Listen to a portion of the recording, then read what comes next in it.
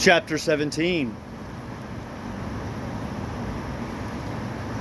I now fell into a regular routine of apprenticeship life,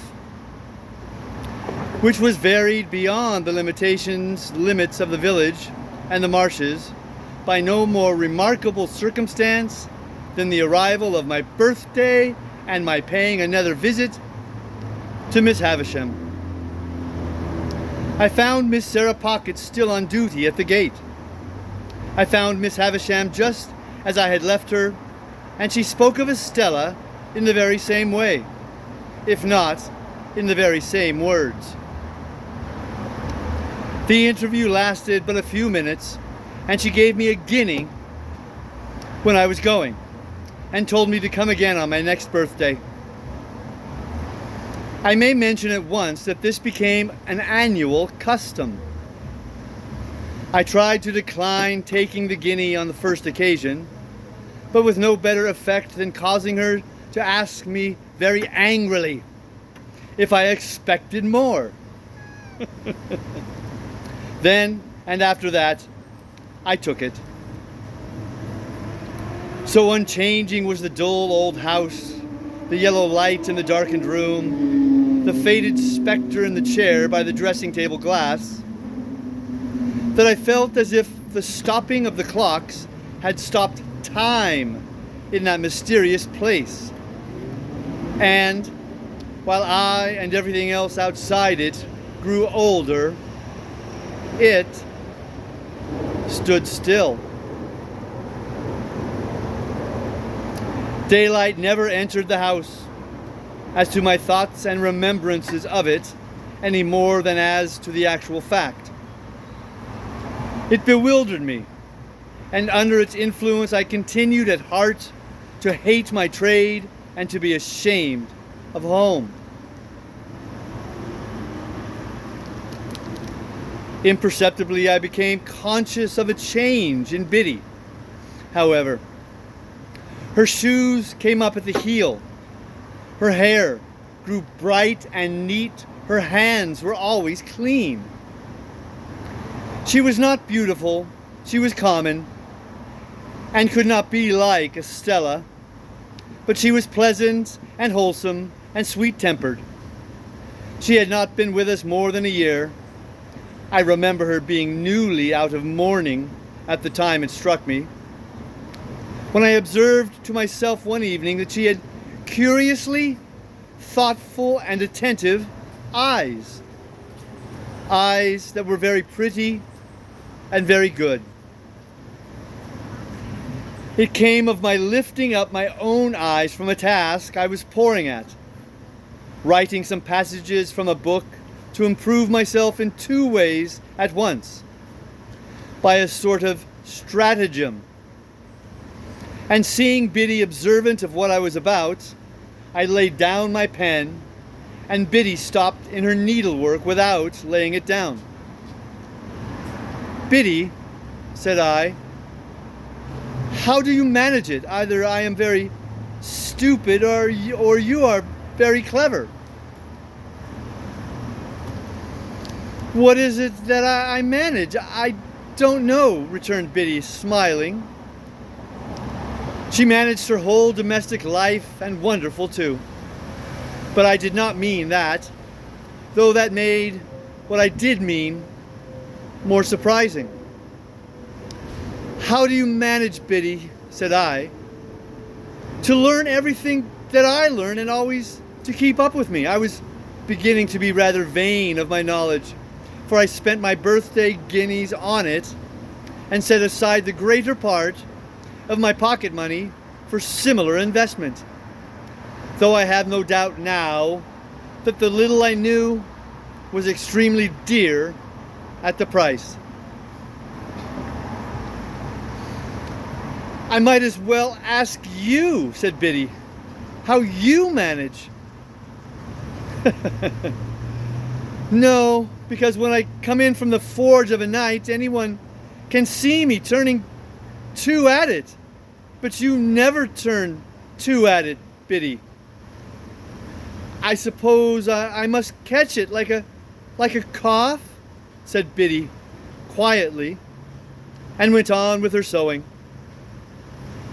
Pursuing my idea as I leaned back in my wooden chair and looked at Biddy sewing away with her head on one side, I began to think her rather an extraordinary girl.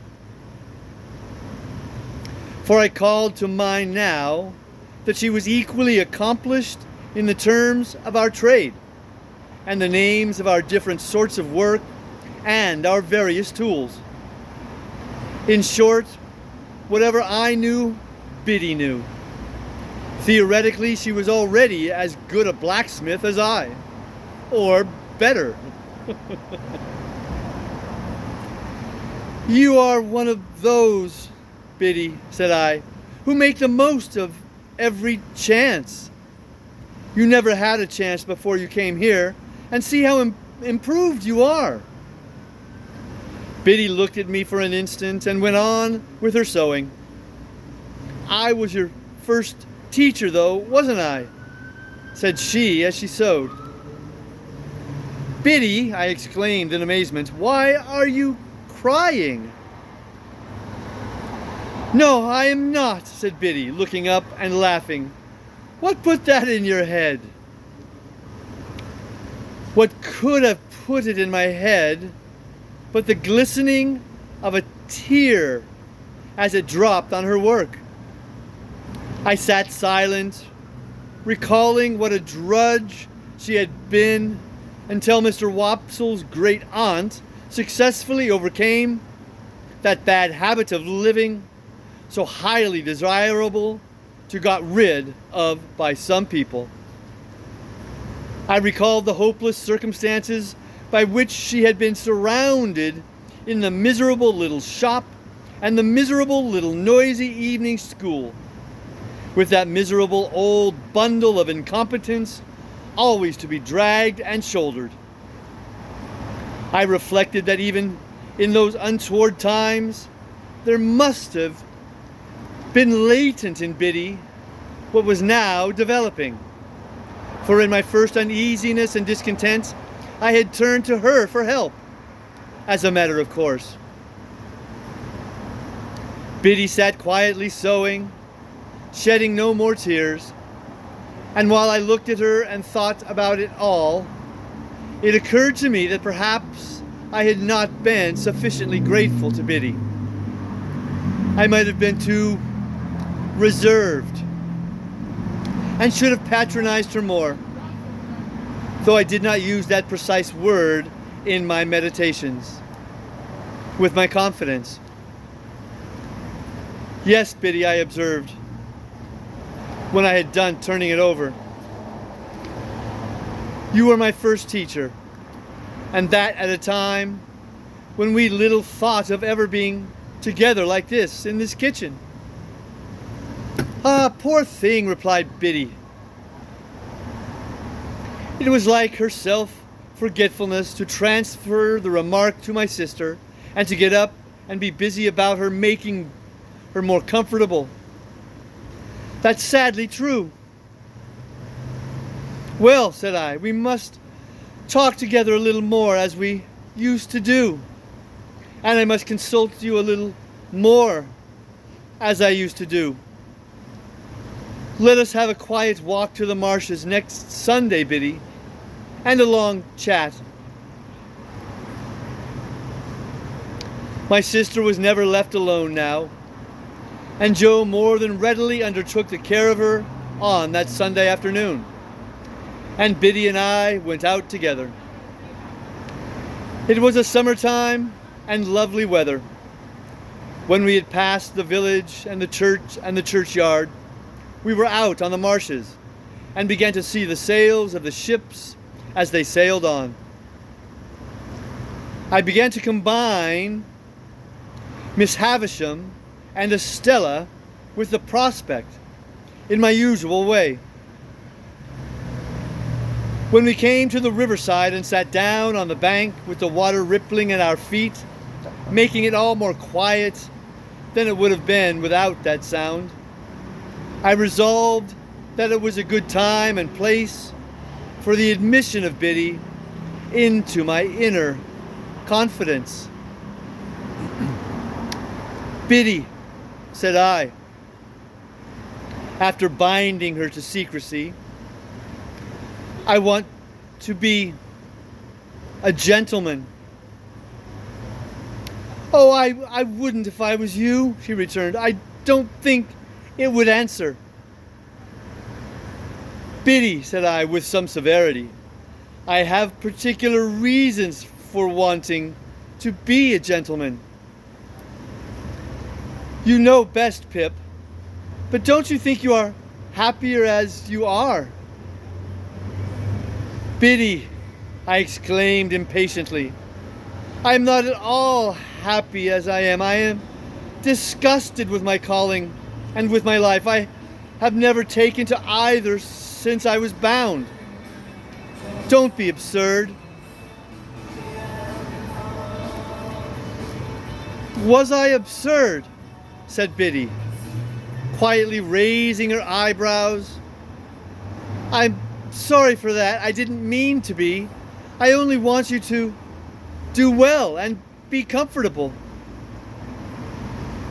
Well then, understand once and for all that I never shall or can be comfortable or anything but miserable there, Biddy, unless I can lead a very different sort of life from the life I lead now.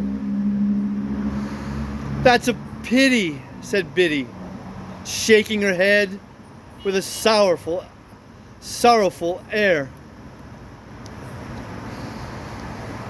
Now I too had so often thought it a pity that in the singular kind of quarrel with myself which I was always carrying on, I was half inclined to shed tears of vexation and distress when Biddy gave utterances to her sentiment and my own.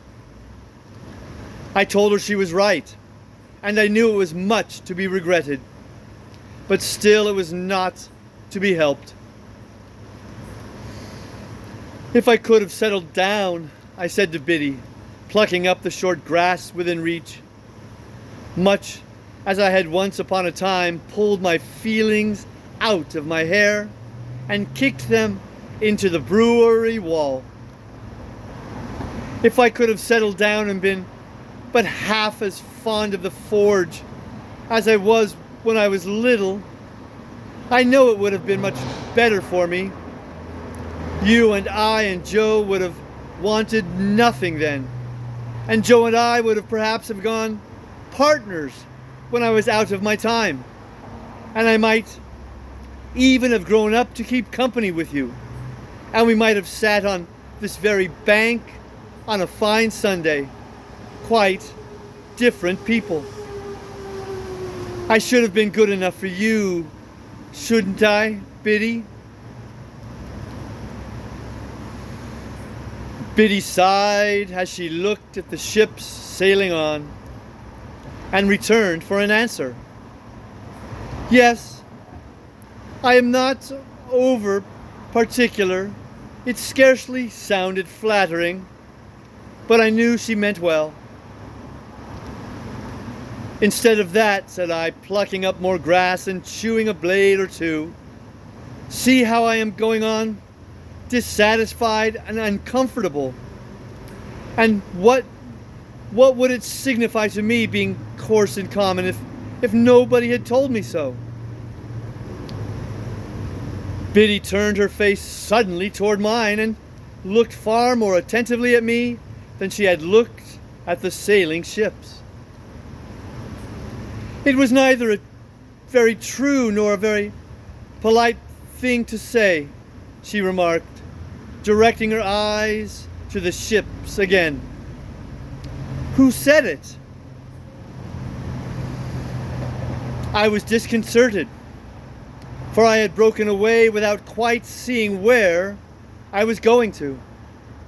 It was not to be shuffled off now, however, and I answered, the beautiful young lady at Miss Havisham's, and she's more beautiful than anybody ever was, and I admire her dreadfully, and I, I want to be a gentleman on her account.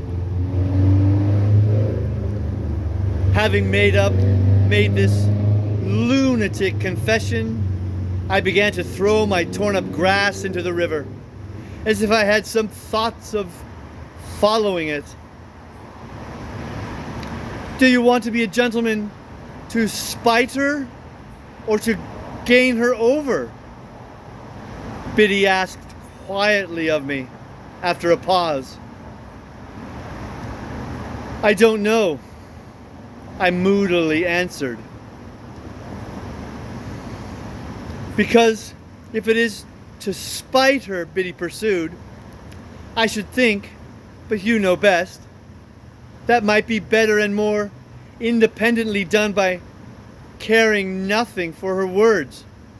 And if it is to gain her over, I should think, but you know best, she was not worth gaining over. Exactly what I myself had thought many times. Exactly what was perfectly manifest to me at the moment. But how could I, a poor dazed village lad, avoid that wonderful inconsistency into which the best and wisest of men fall every day? It may be all quite true, said I to Biddy, but I admire her dreadfully. In short, I turned over on my face when I came to that, and got a good grasp on the hair on each side of my head, and wrenched it well, all the while knowing the madness of my heart to be so very mad and misplaced, that I was quite conscious it would have served my face right if I had lifted it up by my hair and knocked it against the pebbles as a punishment for belonging to such an idiot. Biddy was the wisest of the girls, and she tried to reason no more with me. She put her hand, which was a comfortable hand, though roughened by work, upon my hands, one after another, and gently took them out of my hair. Then she softly patted my shoulder in a soothing way, while with my face upon my sleeve, I cried a little, exactly as I had done in the brewery yard, and felt vaguely convinced that I was very much ill-used by somebody, or by everybody. I can't say which. I am glad of one thing, said Biddy, and that is that you have felt you could give me your confidence, Pip. And I am glad of another thing, and that is that of course you know you may depend upon my keeping it, and always so far deserving it. If your first teacher, dear, such a poor one and so much in need of being taught herself, had been your teacher at the present time, she thinks she knows what lesson she would set. But it would be a hard one to learn, and you have got beyond her, and it's of no use now. So, with a quiet sigh for me, Biddy rose from the bank and said with a fresh and pleasant change of voice, "Shall we walk a little farther or go home?" "Biddy," I cried, getting up, putting my arm around her neck and giving her a kiss, "I shall always tell you everything." "Till you're a gentleman," said Biddy. "You know I never shall be, so that's always. Not that I have any occasion to tell you anything, for you know everything I know, as I told you at home the other night." "Ah," said Biddy, quite in a whisper, as she looked away at the ships, and then repeated with her former pleasant change, "Shall we walk a little farther or go home?" I said to Biddy we would walk a little further, and we did so. And the summer afternoon toned down into the summer evening, and it was very beautiful. I began to consider whether I was not more naturally and wholesomely situated, after all, in these circumstances, than playing beggar my neighbor by candlelight in the room with the stopped clocks, and being despised by Estella. I thought it would be very good for me if I could get her out of my head with all the rest of those remembrances and fancies, and could go to work determined to relish what I had to do, and stick to it, and make the best of it.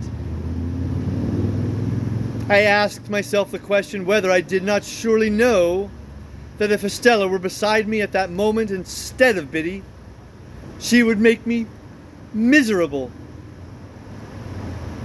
I was obliged to admit that I did know it for a certainty, and I said to myself, "Pip, what a fool you are."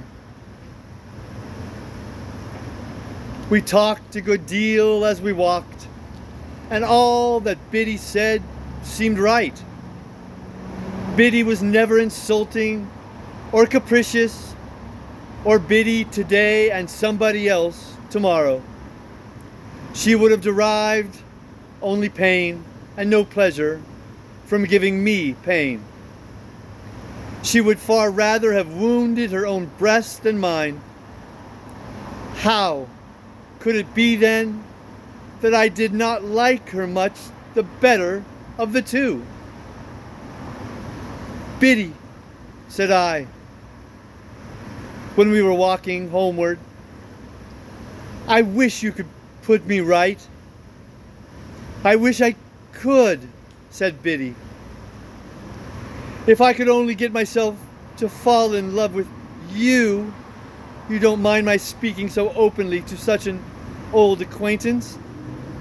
"Oh dear, not at all," said Biddy. "Don't mind me. If I could only get myself to do it, that would be the thing for me." "But you never will, you see," said Biddy. It did not appear quite so unlikely to me that evening as it would have done if we had discussed it a few hours before. I therefore observed I was not quite sure of that. But Biddy said she was, and she said it decisively. In my heart I believed her to be right, and yet I took it rather ill, too, that she should be so positive on the point. When we came near the churchyard, we had to cross an embankment and get over a stile near a sluice gate. There started up from the gate, or from the rushes, or from the ooze, which was quite in his stagnant way, old Orlick. "Hulloa!" he growled. "Where are you two going?" Where should we be going but home?" "Well then," said he, "I'm jiggered if I don't see you home." This penalty of being jiggered was a favorite, supposititious case of his. He attached no definite meaning to the word that I am aware of, but used it, like his own pretended Christian name, to affront mankind and convey an idea of something savagely damaging. When I was younger, I had a general belief that if he had jiggered me personally, he would have done it with a sharp and twisted hook.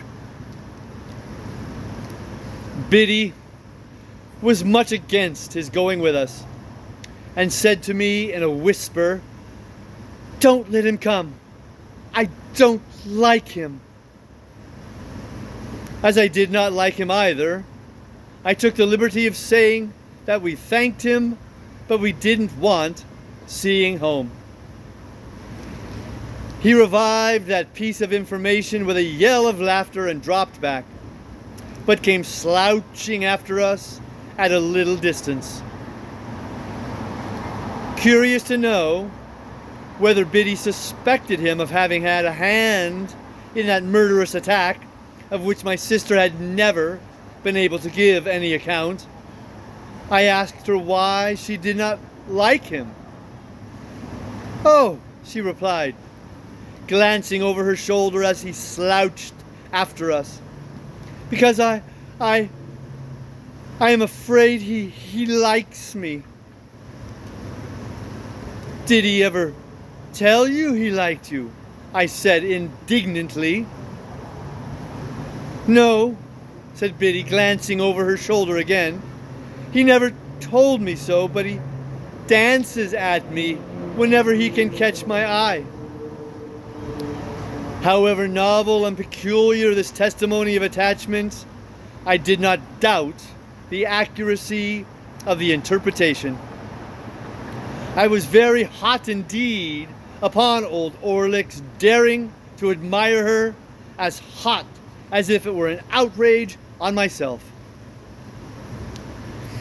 "But it makes no difference to you, you know," said Biddy calmly. "No, Biddy, it makes no difference to me, only I don't like it. I don't approve of it." "Nor I, neither," said Biddy, "though that makes no difference to you." "Exactly," said I. "But I must tell you, I should have no opinion of you, Biddy, if he danced at you with your own consent." I kept an eye on Orlick after that night, and whenever circumstances were favorable to his dancing at Biddy, got before him to obscure that demonstration. He had struck root in Joe's establishment by reason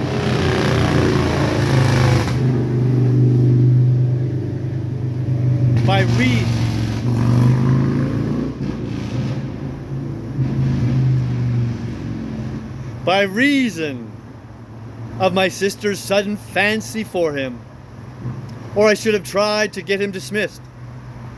He quite understood and reciprocated my good intentions, as I had reason to know thereafter.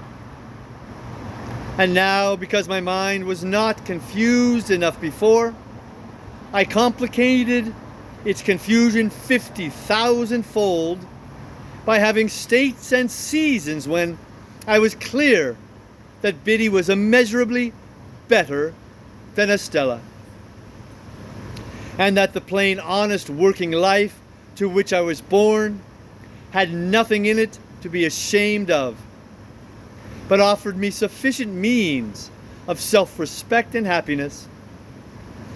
At those times I would decide conclusively that my disaffection to dear old Joe and the forge was gone, and that I was growing up in a fair way to be partners with Joe and to keep company with Biddy, when all in a moment some confounding remembrance of the Havisham days would fall upon me like a destructive missile and scatter my wits again. Scattered wits take a long time picking up, and often before I had got them well together they would be dispersed in all directions by one stray thought, that perhaps after all Miss Havisham was going to make my fortune when my time was out. If my time had run out, it would have left me still at the height of my perplexities. I dare say it never did run out. however, but was brought to a premature end as I proceed to relate.